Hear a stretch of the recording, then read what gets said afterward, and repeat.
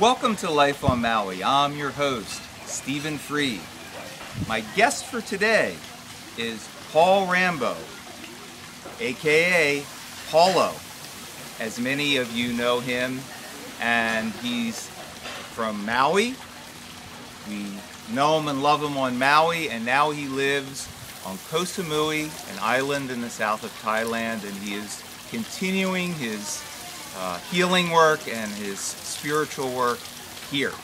So welcome to the show, Paul. Hey, thank you, Steve. Paulo. Sawadee-ka. Sawadee mai. Thank you, brother. Thank you. So a lot of people are here, going to be catching up, following the thread with your life. Sure. So just talk about this transition from Maui to Koh Samui, what that was about for you, what that's like for you, and what you're doing here.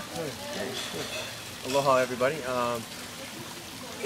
This is my fourth trip to Thailand, and on my first trip, I spent a lot of time in Chiang Mai. And when I was in Chiang Mai, they have about 198 Buddhist temples. Oh, yeah. And so I went to about maybe 45, 50 temples, and I really felt an incredible draw here because of the Buddhism and the way in which the people were.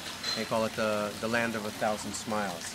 And the food is incredible, but the spirituality was very intact here and very strong. And by coming to Samui, it was a little easier transition. Chiang Mai was very nice, but at the same time, it felt more like a city at that particular time. So what I did is I came to Samui on my second visit, and it was a very nice island. It has a lot of similarities between Maui and the lifestyle, the easiness of that, the pace, yeah.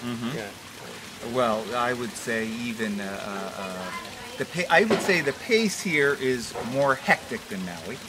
I'd say it's definitely there's a lot more going on and so forth than Maui, but the ocean is beautiful. Right. And this center that you're working out of, where we're shooting at, the spa, is a beautiful center. The other interview I did with Nana, his lady friend, she also works here. So what are you doing in your You're giving a talk once a week here. Yeah, I do. I have a technique called Ala'io. I was doing this in Hawaii also, and when I was in Hawaii, I had a job also, and so basically I kind of put it on the back burner. But when I came here, I wasn't completely ready to retire, and so Ala'io simply means spirit self. It's working with some indigenous aspects of the Hawaiian culture, the whole Ho'oponopono system. I also worked with some indigenous Native American concepts. Ho'oponopono is working with the mana'o, the mind, the pu'uvai, the na'au is your gut feeling, and the wahani is your ancestors. So in the work, spirit self, I'm looking at connecting your soul, the vibration in which you carry, to a spiritual level, whatever that may be for you, whether you call it Allah, Jehovah, God, Spirit, Jesus, whatever it is.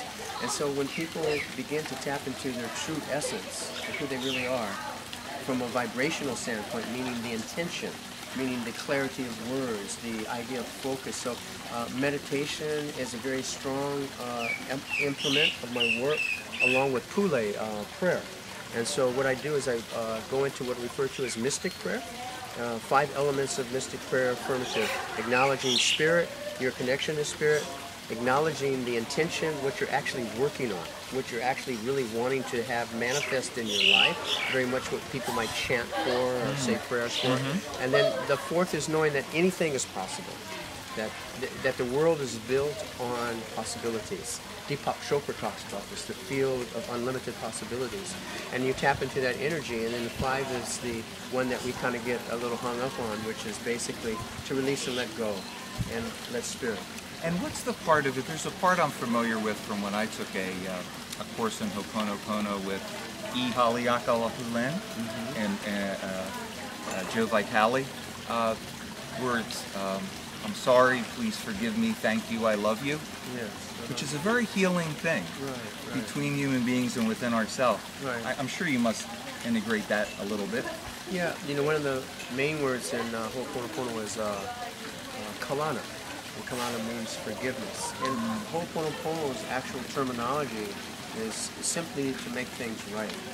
And so you're looking to make things right, but a lot of times people are just wanting to be able to be heard. And so you create a space for that. Yes. And we're not all perfect at that. Yes, yes, we just had a thing like this morning. We just had that. Yeah, That's right. so I can understand that. That's very good. And sometimes you need to step away from that situation so you can come back and be in a more centered space. In my work, I do what is referred to as Karuna Reiki. And Karuna is like the most advanced level in the Reiki system. And I'm what is referred to as a Karuna master. And so I'm doing laying on of hands with ancient symbols. Many people feel this is a technique that, you know, Jesus used as far as laying on of hands is concerned, but it's not so much that, it's that it has mystic aspects to it, and so it has very healing. And then I work with affirmations. So I'm actually, the universe responds to feelings. The universe is a friendly universe that responds to a level of vibration that actually gives you what you're actually desiring if you're in the right vibration. Yes. Which is the law of attraction, yes. which we all hear about and which we all talk about, but sometimes we don't necessarily experience. So by having what we refer to as a Ho'oponopono session, and then we go into what is referred to as intuitive Ho'oponopono, meaning that I've gone to school, I've worked with a very famous clairvoyant for 3 years privately and graduated from the school. So I use these all in my work. So it's about 4 modalities that I use. And I would say the strongest ones are the aspect of Ho'oponopono meditation and hula prayer.